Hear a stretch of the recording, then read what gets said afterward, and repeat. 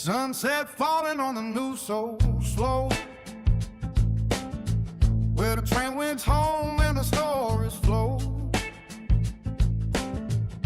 From Tryon Palace to the streets we roam. Yeah, this place ain't just a town, it's home. Yeah. This is a golden hour, where the light hits right, where New Bern shines in that coastal light. Every voice, every story, every dream out loud. Yeah, we're lifting up this city proud. This is a golden hour. Well, it ain't golden. Yeah.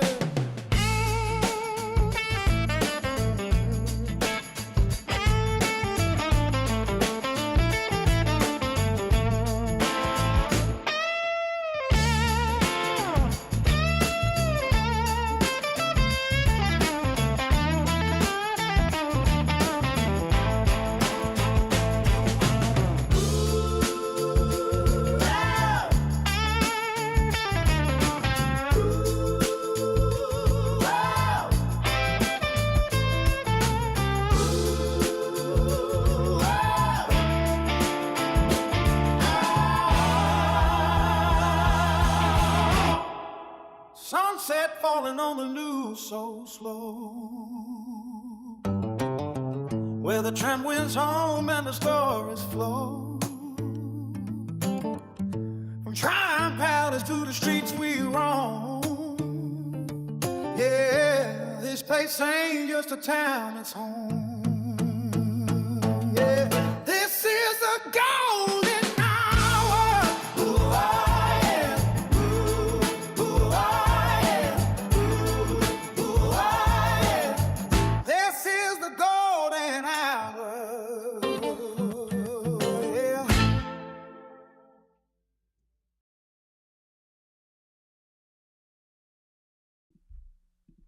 Hey everybody, welcome to the Golden Hour. I'm so excited that you are joining us today.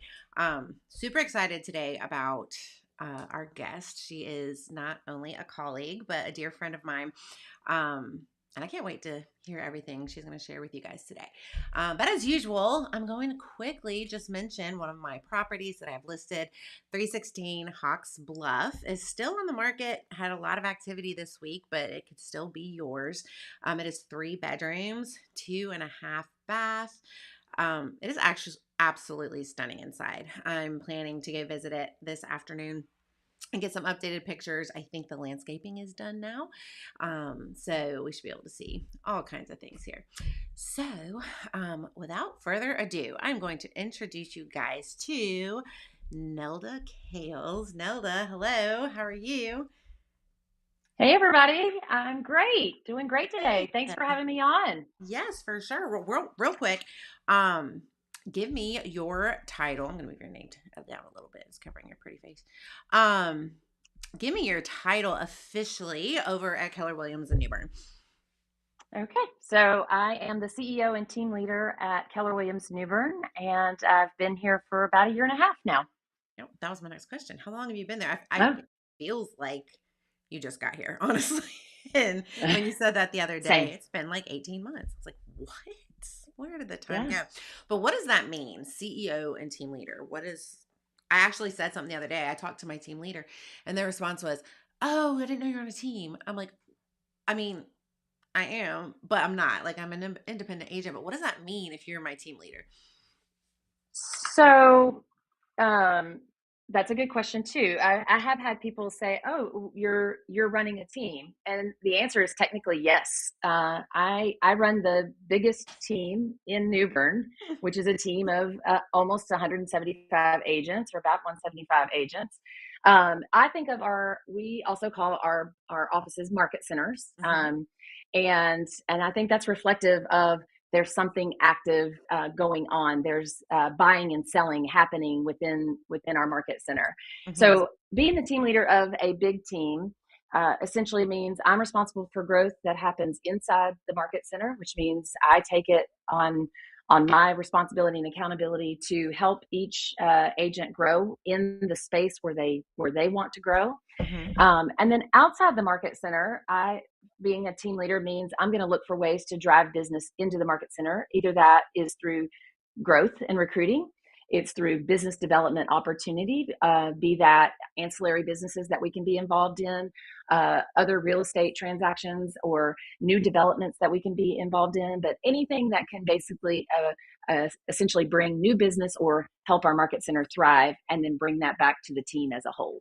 Okay. So Awesome. That was actually much more detailed than expected. So I love that so much. So we were discussing, what are we going to be talking about today as far as that goes? And really, I want to just talk about Keller Williams as a whole, who we are, what we do, what we stand for. And we've joked about this before. I've heard so many times, oh, you drank the Kool-Aid. And I'd be like, I did. I mean, I don't know how else to respond to that. yeah. But we've made it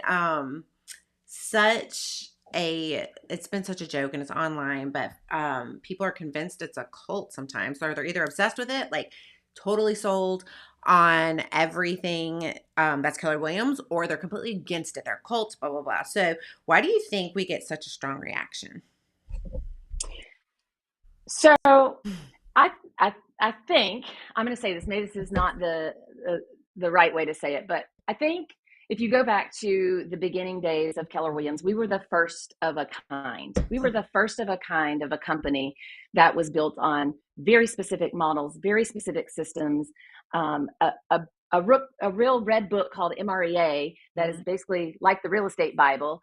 And that has passed on from company to company to company. There are people who are not with our company that are still using that as a basis for how to grow and run a business. Mm-hmm. So I think we get that perception from others. One is because we have a proven model of success and we thrive in it. And I think sometimes that people have to question, is that real? Is that a real thing? Mm-hmm. And I think the other piece is that we've been very strong about vocalizing it. And not everybody has a model, a system, a company that they can stand and vocalize on. And that's okay. This is not the first company that I've worked at where people said, "Oh, you're drinking the Kool-Aid." I really think it's more than that. And I know this was meant for us to be a little cheeky about it and and make sure we got people interested. But I think it's okay to be in love with something that allows people to experience so much. And I've seen the 15 years before I came here, I was involved with Keller Williams in an adjacent role. And it's probably one of the reasons I chose to came here is because I see the systems, the models, the success. And I know when people plug into that results happen. So I think sometimes people just don't believe that the results happen. And the fact is that we tell people to stay in curiosity. The results maybe have not happened for you, but we believe we can help people find results. So when they say the KW Kool-Aid, what do you think they mean? What do you think that they think that they're saying in that process? I think too, we have to remember that when people get into real estate, they become a independent business operator, right? And so I think it's hard sometimes for people to understand how you can have a corporate or franchise model that is given some boundaries and some systems and some opportunities that say, if you do it this way, then success happens. I think we're resistant because many of us got into being self-employed because we didn't want to work for the man. Right. That we sometimes resist looking at something that has a specific model and system to it. Now, frankly, I think the one other thing they mean is, why are these people always together? Why are they hanging out? Why are they having regular team meetings? Why are they going to their annual events? I mean, the fact is that we were truly one of the first companies that showed this level of success. And now what we see is there are many other companies that are doing some of these same things. So we're not doing it wrong. In fact, I think probably the comments about some of the Kool-Aid and stuff like that has probably gotten less because there's different color Kool-Aids out there now. So, and that's okay. They run different color. That was funny. Not just red anymore. That's Um, right. what would you say is the biggest misconception that you hear from other agents or have heard even before maybe you joined us as in this role from other agents outside of the company that aren't with us? What do you think some other misconceptions have been? I think people because and it's going to be hard for me not to talk about the fact that we do have models and systems for success, but I think that people think I've heard KW only cares about numbers. Mm. Well, we are in a numbers based business. The only way you can get to market share is to be following numbers. The only way you can get to number of appointments is to have number of leads and number of calls. And Real quick, so before you keep when, on, what is yeah, market share for those who have no idea Mark, what oh, great this question. meant? So market share is the percentage of business that a company is doing in a specific market. So New Bern, for example. And so in New Bern, Keller Williams, since we've been open, has carried number one market share or number one position in number of listings. Since we've entered this market, and that's a positive thing for our clients. That's a positive thing for our agents, and it's for sellers and buyers alike. We're producing more. I think another misconception, so that was along the lines of we only care about numbers. Mm-hmm. We have to care about numbers. Now, I think some people took that to mean personally, like, oh, we're only talking about numbers all the time, or they want me to do X percentage of business. So I don't know if that's been the case before me, but um, Nelda cares about, and this team leader cares about what's the business you need to do that supports your family, that gets you to the place that you need to be. And I'm going to meet you where you are. So I think sometimes misconception happens because we don't ask enough questions. And I hope that's what this is about today, is for people to just get a sense of, oh, well, that sounds like they answered that question I had or Mm-hmm. something I heard about that. So Well, on that line too, everybody who is watching, we do want questions. So if you have any, whether you're an agent or, just somebody who's just totally curious about business, just drop it in the comments. We want to hear from you guys and know, try to answer what we can. yeah. So I'm going to shift a little bit from this. It's still along the same lines, but one of the things that people either love or hate about Keller Williams is the culture and what that is. So why is culture such a huge focus for Keller Williams? Well, I think we have we have a lot of sayings and things on our wall, and I think people think that sometimes that seems a little too fluff or a little too positive. Mm-hmm. But one or two of the things that have stuck with me is like win-win or no deal, right? We believe that interactions in our business and interactions in our community are should have a win-win. You should win and I should win, or it's probably not the best for both of us. And I think that there are some driving factors of which if you join our company and join our firm, that you're going to have integrity, that you believe in team, that you believe in communication and being courageous, and all of those are things that we believe drive the person, because this business is hard. And I think the other, so I think people really love that and resonate with that. Example is Red Day is a day that we're having. It's tomorrow.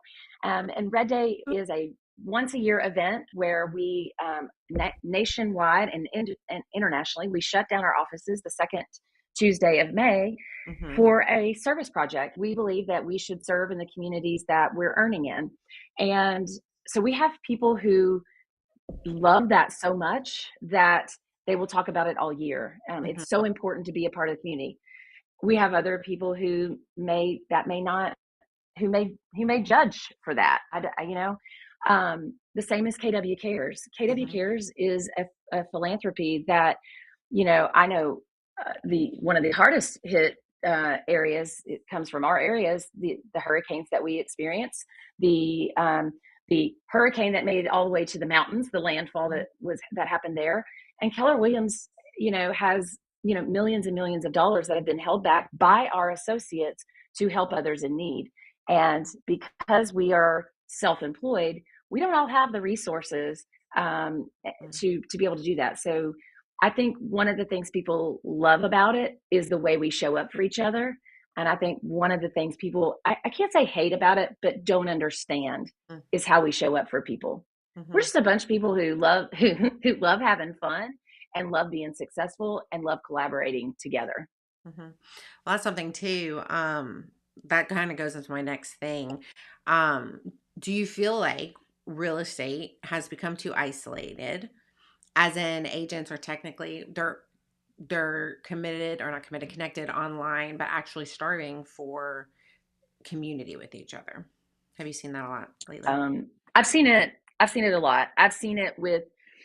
I can see it in an agent who decides that, well, I'm just not going to go to the office for a while, or I'm not going to show up. And when you start having those conversations, or you get them in connection via a training, coming to a team meeting, just showing up for a conversation, you finally hear that there's a struggle happening. Mm-hmm. Like, this market is in a constant shift. Buyers are hesitant, sellers have been hesitant. There's a lot of things happening that we have to help work people through. And so I think when business doesn't feel the way we want it to feel, people tend to go inward. Mm-hmm. And I don't think this is a business that's meant to be done alone. I do that. Yes, I do that. All, I'm in my agent consultations, in my one-on-ones with agents, where we just sit and talk about their business and what's happening. It will come up almost every time, something that they're going through, but that they're feeling like they're going through it alone. It put the same group of agents in a room together, and literally they'll go around the room and everyone is having something similar. So I tend, as a leader, have a philosophy: if one person's going through it, it's probably times 100, or there's at least many others that are. And so I always like to find that thing. And I'll even say, I've said to you, I'm not picking on you, but if you're going through it, somebody else is too. So let's bring it up. So thanks for always being my guinea pig, and let me help put you on the spot, because it helps bring other people back into the light. Um, the other part of my job is talking to agents who are very happy at their cloud model. They're doing business, they're doing very well, but when we sit down to have a conversation, they'll talk about not having team meetings, or having not having a place where not having a broker in charge that they can go talk to and sit down in the office and say, help me through this transaction. So I know it seems like underestimated, having a broker in charge who is only dedicated to and local and has that face-to-face time, having a team leader who's here for business consulting and who can help drive you through a path. I think when you get isolated, you're leaving yourself just closed in to not always see opportunity. And I just believe that that's what the sense of community does for people. So, and we've seen people leave and go to cloud model because their business is self-sourced, which is great. And when they've come back, they'll say, I thought I could do it without the sense of community. I realize I need that. So there is something about being around a group of people that raises up other people. It's that rising tide raises all boats saying. Sure. I literally did it 3 weeks ago. And I told you guys at that point, like, I dreaded a meeting that I say required to go to. I'm on the committee, like I have to go because I represent something. They don't make you do things. Like, let me just be clear. But I committed to something and I had to go. And I flat out told Aaron, don't want to go. Don't want to have to face all the things that I'm struggling with right now. Don't want to go through this. And by the end of it, I was so encouraged. It really honestly caught me completely off guard, because I'm so glad. I really thought it was going to be like, everybody is here and I'm here. And this is like, I made up all these things in my head that was going to happen in this situation. And there was just a bunch of Me Too's. And hearing that just shifted my brain. And you even said like the mantras on the wall, or the sayings, or the chants. Honestly, those were things that I thought were weird as heck. I came in, I was like, the heck I am. Like, I don't even. There's a couple of dances and chants that I just I feel a little weird about too. So I'm like, I can I only go so far. But like, Aaron actually played something the other day, and it was just a really short video, and I'm going to butcher it to death. But essentially, the whole thing was what you say to yourself and what you keep repeating in your mind builds new pathways. So if it is a day of I'm not good enough, things aren't great, this is going to be a terrible day, this is going to be whatever, that eventually just like paves the way, and then makes you look at your future as what the past has been versus what it could be. And that's like my Linnaeism on it.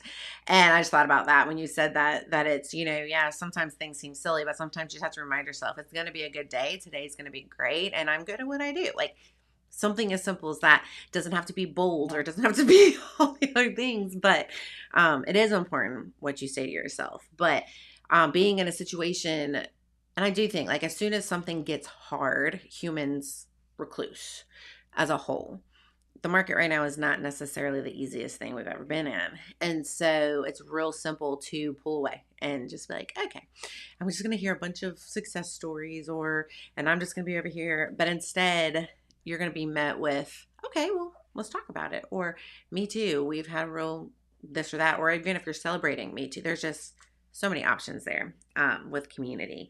What have I've you? actually, I was going to say, I've never seen so many people come together and solve for something in the moment as I see weekly. And it happens in classes. It happens on Friday Red Report. It happens multiple times a week that people are diving in and like stopping people in their tracks and saying, here's what I would do in that situation, or have you tried that, or have you tried this? So I love that about it as well, where it's not. So, for those that don't know, and she kind of mentioned it at the beginning, real estate agents as a whole are self employed. Like, we are our own business. It's a dog eat dog world out there. And it feels like sometimes, and I think a lot of people think that real estate, like, you're against each other no matter what. And what I have found is that yes, I mean technically, if we go and we meet with the same listing, they're going to choose somebody, and one wins, one doesn't. It Whoever fits fits. That's what it boils down to. But I haven't run into anybody yet who, if I had a problem or a question, is not going to sit down and help. Um, I have multiple ones, Katie LeMaire, Chad Howery, like you name it. If I am stuck and I can't figure something out, I can pick up the phone. Doug Reinhardt, he's on here. I can call anybody and be like, I am in a pickle. And they're going to step up and yeah, either have a conversation, show the property for you. They will help. I mean, I'm the same way. You call me, I'm going to help you everything I can. But yeah. I didn't, I don't want to say I didn't have that before. It's just a very small firm with very few people. Um, I just didn't think it was ever going to be available, if that makes sense. Because it's, like I said, some places it's can be a little rough. If that makes There, I'm sense. sure there. So Lene, to your point, that's a culture too. Mm-hmm. There will be companies that their culture is everyone is on all for one, and you're on your own. Mm-hmm. Yo, you're on your own. Mm-hmm. And there are companies that it's all hands on deck. Everyone helps out. That's more our style. We're we're mostly not competing with each other. We're competing for each other and competing for ourselves and competing for our clients. So I think that we really, I truly can say it feels all the time like we're in some form of collaboration. Mm-hmm. I agree with that. So what would you say that you've seen, not assuming, but what happens when agents try to build a business completely alone? Um, I I think that there is a tendency to burn out and burn out fast. On average, the average time of agents, and this is because there are so many, but the average time of agent turnover is somewhere in the realm of 2 to 5 years. Um, and 75% of agents don't make it through the first year. Those are NAR stats. Mm-hmm. So What's NAR? it's in NAR is the National Association of Realtors. Thank you for catching me talking in acronyms. Okay. The National Association of Realtors is constantly doing surveys, and surveys about agents and also surveys about buyers and sellers and what they want. So I think trying to go it alone mostly happens because many people think that I can make more money per transaction alone. I don't need to pay for certain things because I'm just going to source my own business and do it alone. And that model can work. And on the surface, making more money alone can work. But the problem can be if you don't have the right systems of scale, meaning knowing when you should have someone hired to help, knowing should that helper be a buyer's agent, a showing agent, or an admin, knowing that process, which again we know has been proven by some of the most successful agents, can get people out of the burnout and into the lift. And the other reason I think people, when they try to go alone is they can't find consistency. And that there's a roller coaster that happens with almost most commission jobs. And that is that you're scurrying to work up and get a pipeline of people that you want to help. And then you have the tremendous amount of responsibility of helping those people, which you will not fail on. And that leads you to, oh no, month 2, 3, 4 might go back to, oh, now I've got to get on the treadmill and work to get those clients again. So I think that the anticipation of burnout without the knowledge of how long to stay in the game and what are the right things to do gets people stabbing at a lot of different things.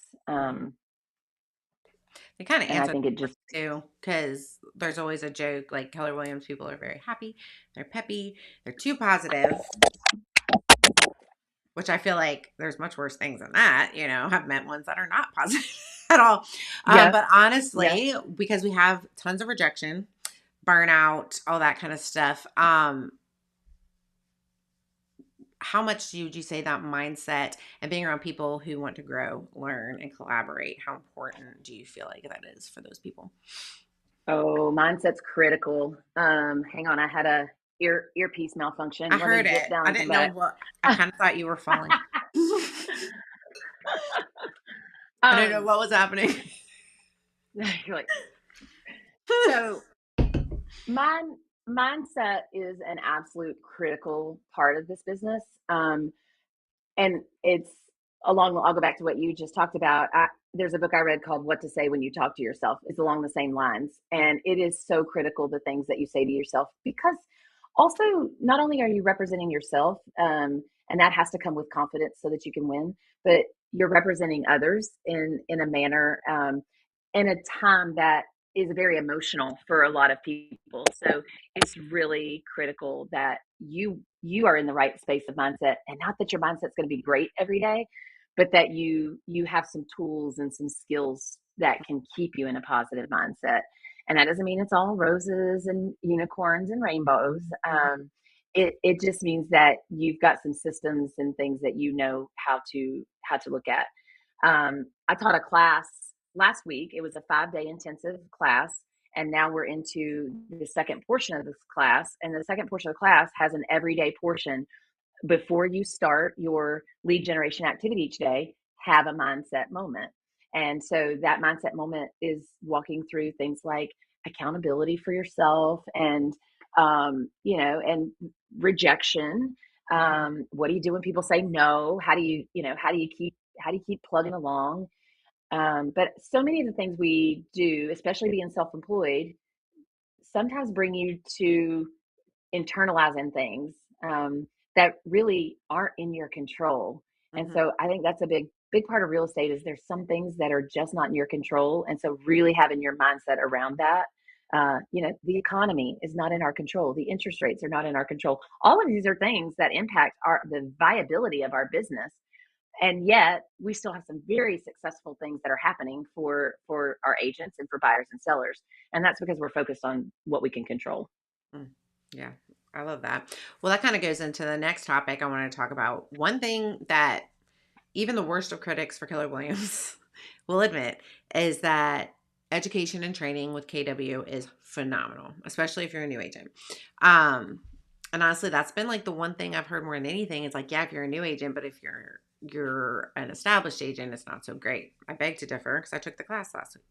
Thank But you. why has education always been such a core part of the company?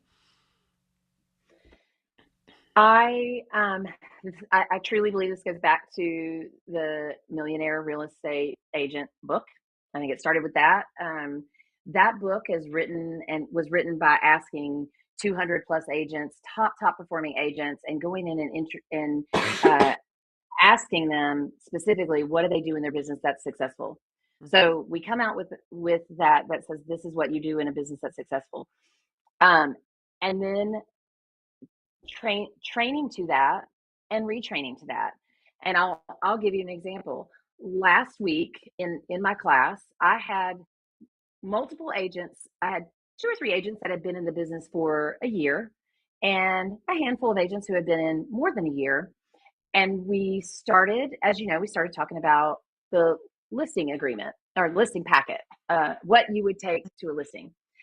And surprisingly, even some agents who had been in the business a long time did not did not still feel like they had their packet perfected. Doesn't mean Mhm. they all didn't have something, they did. But that's that's an example of why training is always continuously necessary, Mhm. is because these are people who are successful in business. They're doing transactions. They're meeting with buyers and sellers. They're putting numbers on the board. And yet still we got to a class where they were able to write their value statement, leave with some confidence in a plan of what they need to do for their business. So I, I mean, even the even the best sports people, I will talk in girl talk. Instead of talking in football or baseball, we'll just say even the best people who are in sports don't stop practicing. And I think that's really what we believe, is that you've got to continuously be in practice. So we have a signature course called Bold. And Bold is a paid flagship course that we usually bring to our community. We'll be bringing it at the end of this year. Um, and we've had people who have done that probably 12 to 14 times. Mhm. And when we ask them why would you pay $800 for a class that you've done already 12 times, there's a couple of reasons. One, I know I need it, will come up. Mhm. I know I need it. I need this structure in my life right now. Two, every time I've taken it, I've taken home something different. Three, my mindset needed it. I needed something from it that I had not gotten previously. So even the same course or the same class can bring you something different if you go into it looking for something. If you go into things not if you go into it not looking for it, you're going to get what you're not looking Yeah. for. You're going to get what you ask for. If you go into it looking to solve something in your business, you're going to get it. I just believe that. So I do think some of it, honestly, some of it also comes with, now this is not going to be a favorite thing to say, but some of this, I don't need that training, or I've been to that training before, comes with ego. And I need to probably drop that. And then truly, if you come to it and you don't get anything out of it, it might not have been the course for you, but we are trying to do better at what do we have for new. Mhm. Um, and let's be clear, like there's a lot of companies that won't hire new people. Mhm. Somebody's got to take those people on and make them great agents, and I'm really proud that we do a great job with that. Mhm. Then there is a middle group of agents that now need help with marketing, transactions, like some things that maybe new people don't necessarily. They need fundamentals. My middle group of folks need marketing, need to tighten some of their systems, need strategy, need to go back and work that database because Mhm. they got busy and need to now go back. So there are classes for that too. In fact, I mean, it's why we've looked to bring things into the market center like transaction help coordination. We have someone on site that can do technology and training with and help with marketing. So we're looking for ways we can serve that group. And then there are things that we do with top agents. Top agents tend to want more coaching or consulting, and Mhm. also tend to want a community. I want to talk to more agents who are like me. So we're Mhm. looking to drive more groups like that. Maybe that's not training. That's more, I need to be in connection with people who are feeling what I feel. Mhm. So I do think there's a pathway for all three of those. I admittedly, I can, admittedly, we do the new agent stuff. It's a lot easier to market that stuff. But And Yeah. but I think we do have a place for all, and we can't be all things to everybody. Mhm. But I'm trying to get more defined about what we do have for each. So, and there is a Mhm. place for experienced agents and top agents here, um, and it doesn't have to be like training that they've already done before. Yeah. Yeah, I agree. And even like some of the new ones too. It's sometimes I've been in it 15 years at the end of the month and hearing the reminders of, oh yeah, that's why we did that to begin with. And because things got so busy or they got so crazy for a period, we forget what the basics were to when it does have a dip. Um, so I like to say, like those who are experienced or top agents, you still need to remember what you're doing. But anyways, um, so Keller Williams has other options to earn money besides just commission, and one of those things that we're really known for is profit share. What is profit share? Okay, I want to make it as high level as possible. High level as possible.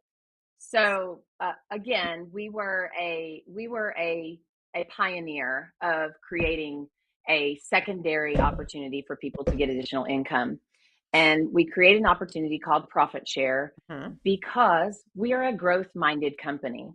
And so a lot of people say, "Oh, don't, that means you're gonna expect me to recruit." Not at all. Recruiting is my job. That's what I'm supposed to do.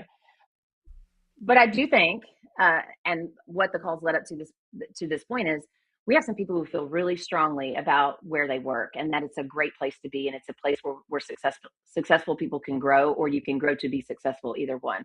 Hmm. And why wouldn't we want to share that with people? So profit share, and also here's why it's not a pyramid scheme. First of all, pyramid schemes are illegal, so can't be Hmm. that. And pyramid schemes are taking money off of each person. I Hmm. bring you in, you get money off of me. You bring somebody in, you get money off of them. That's why it's called that. Or if you do it this way, profit share was created very specifically from the owners of Keller Williams to say, when we close out the books every month and we look at here's our bucket of profit, we then are going to give 30 to 40% of that profit back right off the top.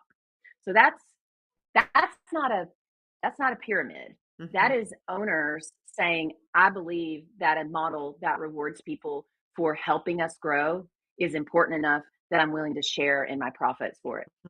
Oh, and by the way, there are companies out there who are new startups that have some Form. similar, very, very similar system Hmm. of agents who actually are being asked to come here. You don't have to sell real estate. You can just add a bunch of people. Hmm. That's not our model. Our model is not to, I'm not asking anyone in our market center to go add a bunch of people. I would love to be in connection with people and I want to work with people that you want to work with, that we want Hmm. to be part of our team. But, and the profit will just show up and we'll share it with people who help us do that. Hmm. You think that's a basic enough I think it is answer? because it's one of those things that, like, every time anybody brings it up, they're like, "Oh, so it's a pyramid." I'm like, "No, it is not." And I don't know the ins and outs and the details and how it all works. I'm not honestly a great recruiter, so I have not taken advantage of that. But that's my personal choice, I guess you would say. It's just not something that I'm real great at as far as that goes. Um, And you don't but have to be. no, You and you that's stay in fine. you stay in your lane and do what you are best at. It's fine and it's not a big deal. But what do you think? Because you were talking, like, like we've been accused of numbers, numbers, numbers. Every time Nelda calls, all she wants is just to get somebody. And what I've learned the past year with you is that it's not that at all, as much as like I want to meet the agents that are in the area. So what would you say the difference is between a recruiting focused culture and growing a strong community as a whole, and what you're trying to do here now versus just every time you make a call to meet somebody, it's not to recruit, it's to say, "Hi, my name is Nelda." Yeah. I I can only maybe take this back to some my whole prior career has been lending and supporting agents through education. So I come by, I think, this team leader job pretty naturally because I'm almost doing the same exact role, just now under this company umbrella. I truly believe that my mission is to help people grow. When I have a recruiting appointment, we'll call an appointment a coffee, whatever. I will talk to the agent about their business, and that's really what that looks like. When we talk about their business,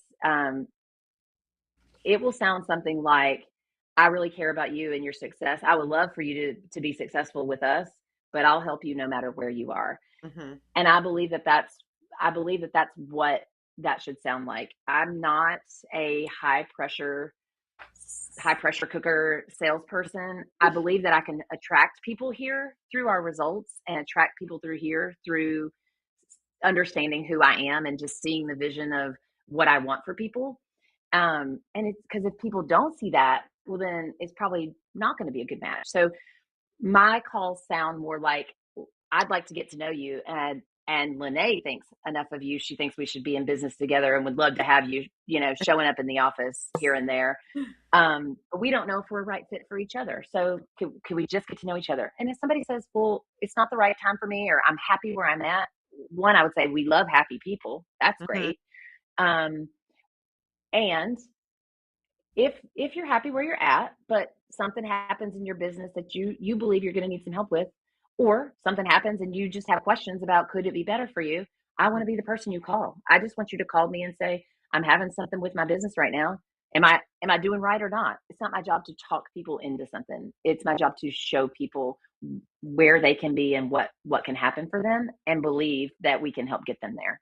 Mhm. So Yeah, I agree. Um, I want to kind of stay on the culture side of things.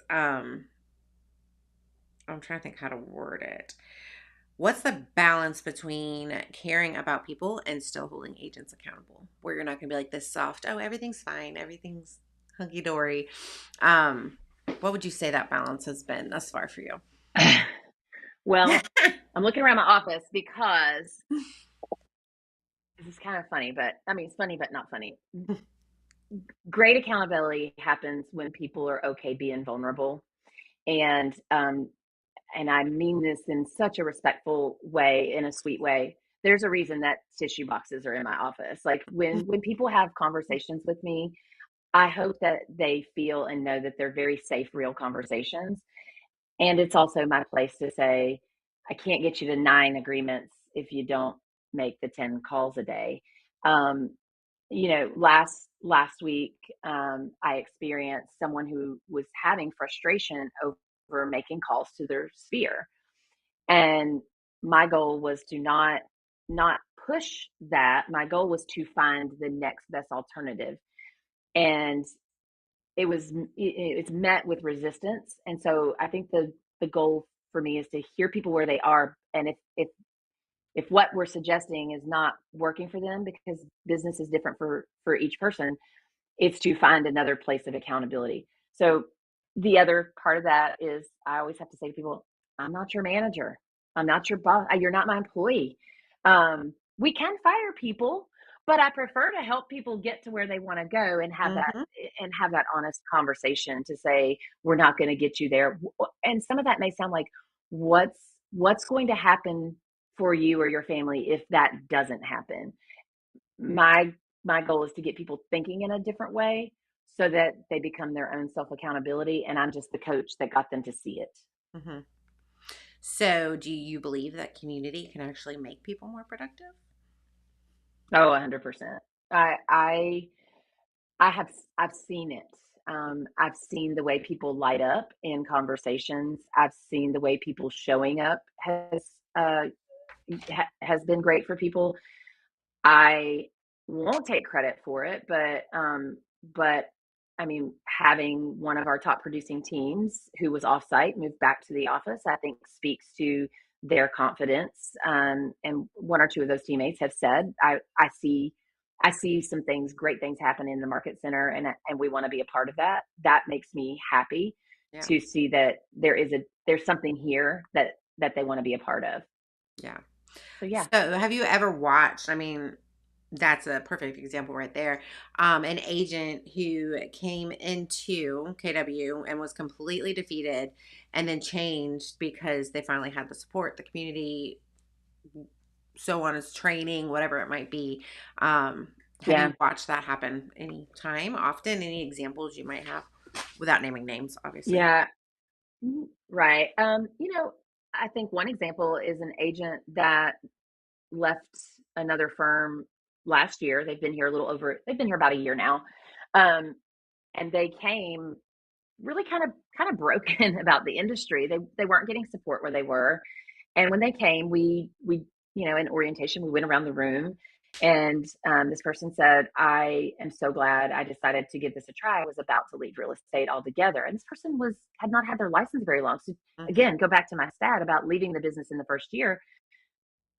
She hadn't even given it a try, and so there are some, tearful, prideful moments of seeing somebody find find their find their thing that's going to really help light them up. That sense of community has kept that person in business because that person now gets coaching, that person gets one-on-one, the person shows up to the market center in team meetings, has Hmm. had very successful open houses. All those things were not going to happen, and certainly her real estate career was not going to move forward without it. So um, I definitely have seen that light in people, and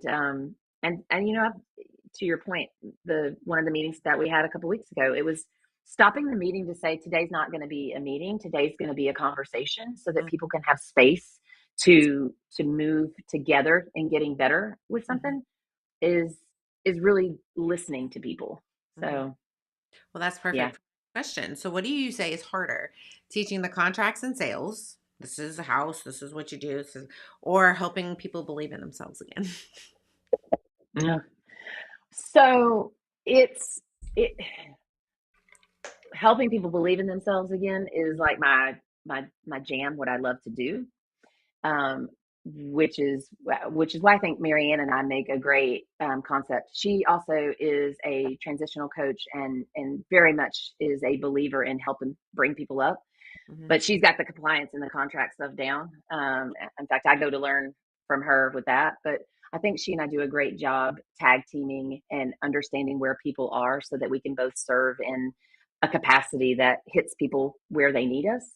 Um, the mindset piece is harder because it's like exercise. You've got to continue to do it or you just fall back out of it. So, it's also not linear. I can meet with, I've got an agent that I've met with for quite a few months and they're still working through, a very specific thing. And that's because I think that practice of moving through the mindset part of it has just not translated yet. It's not, I don't think it's that it's not, that coaching is not working. It's just other things. They have to move past the things they can't control, Hmm. truly. Yeah, So, that's not easy. but it takes both. You're going to have to work on both. There's got to be a mindset piece because there will be tough times. There will be contracts that fall apart. There will be there will be somebody on the other side that's complaining about something that happened. It's just the nature. When you're in a people business, you get people problems. Hmm. Yep. But then on the beautiful side, you have all the stuff that hits the fan. And then when it all resolves on the other side, you have like the high of, holy cow, this was horrible. This was so difficult. And then we got through it. And then you So get, much to celebrate. oh my gosh, so much. It's crazy. Okay, we're Yeah. going to do a true false rapid fire myths. Okay. Or somewhere in between. Okay. KW is a cult. KW is a community. Profit share is a scam. I don't even know what to say. False. True, false. There you go. Answers. KW only cares about recruiting. KW only cares about growth. And that's growth inside the building, growth outside the building, and growth in between. And if you're not growing, you're dying. So it's not recruiting, it's growth. You We're can't a growth succeed. based company. You can't succeed at KW unless you recruit. False, not required. I mean, I can't succeed at Yes, KW unless I recruit. that's Let's your be clear about job. that. The But the also agent. the agent. It's also we it's not recruiting. This Mhm. is, for those of you who are agents who are listing properties every day, um, you are out there attracting and having great conversations. this is for me is about having great conversations. And if my agents are happy and are productive, the rest will take care of itself. But I have to be out there having the conversations, just like you have to be out there having the conversations to help your clients, to help your customers become clients. Mm-hmm. So Yeah, I love yeah, that. KW agents are brainwashed. True, false, somewhere between. false, Tech is replacing agents. True, false, somewhere between. false. The market is impossible right now. The market is I'm possible right now. Uh-huh. The market is. New agents have it harder than ever. mm.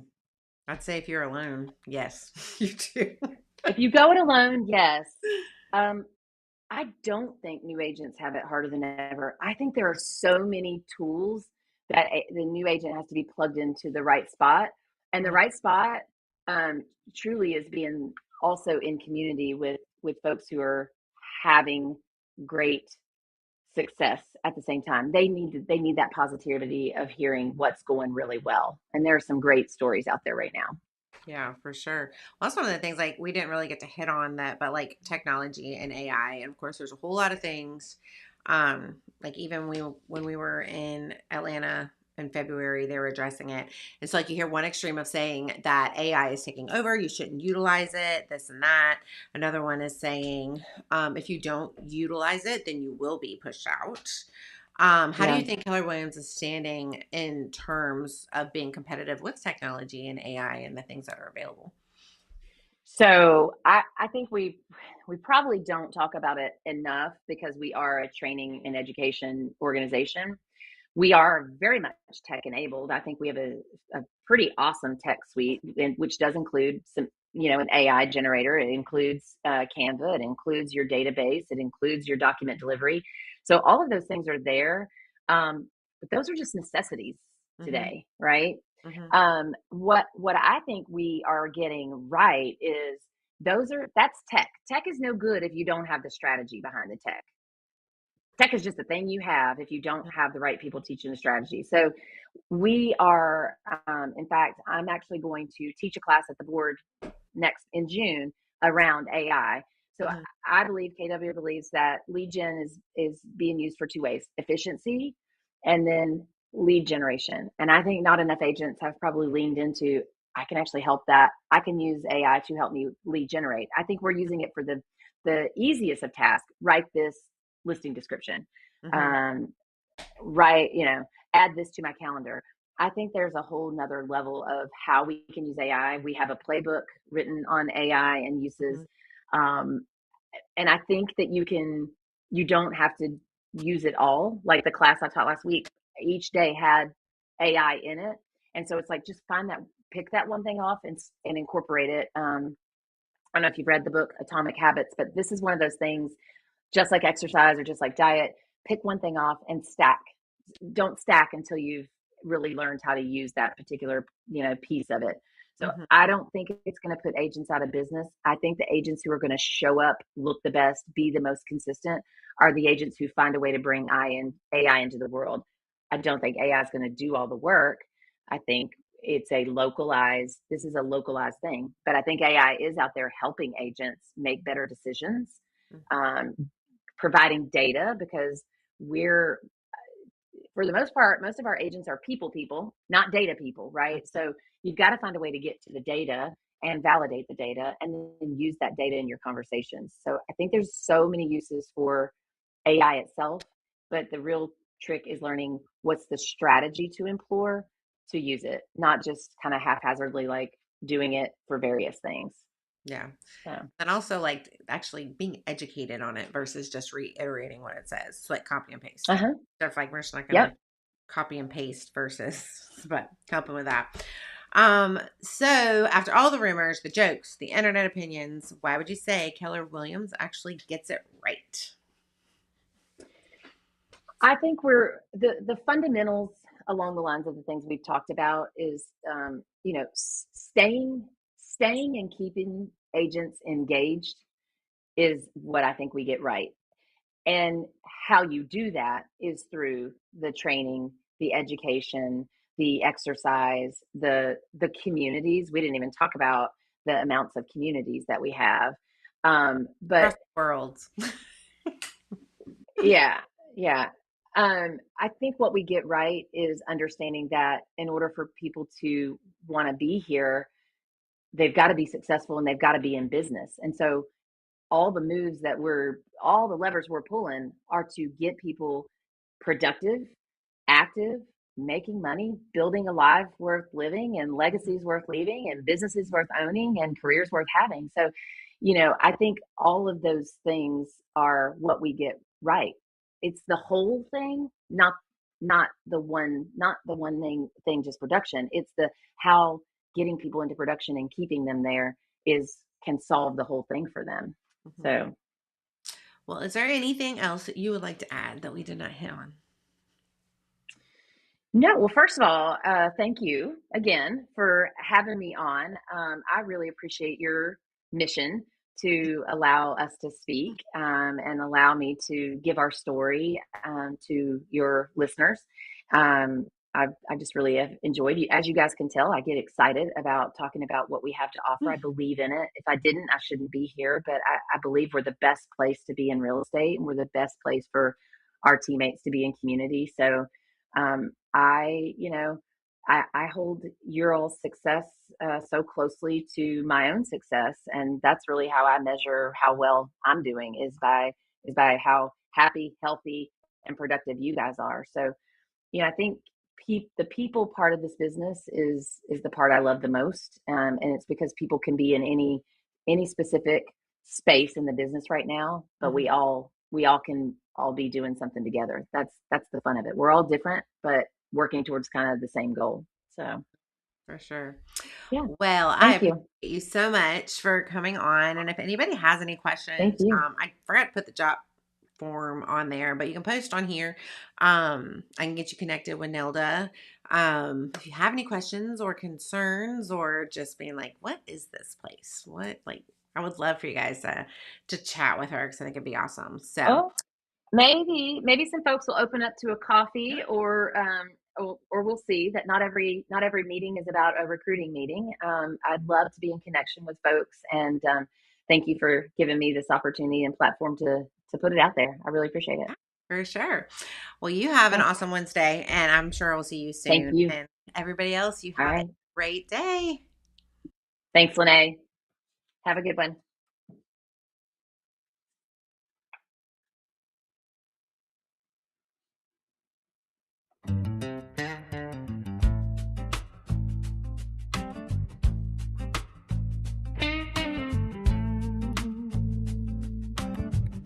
Sunset falling on the news so slow. Where the train went home and the stories flow. From Tryon Palace to the streets we roam. Yeah, this place ain't just a town, it's home. Yeah. This is a golden hour where the light hits right, where New Bern shines in that coastal light. Every voice, every story, every dream out loud. Yeah, we're lifting up this city proud. This is the golden hour. Well, it ain't golden.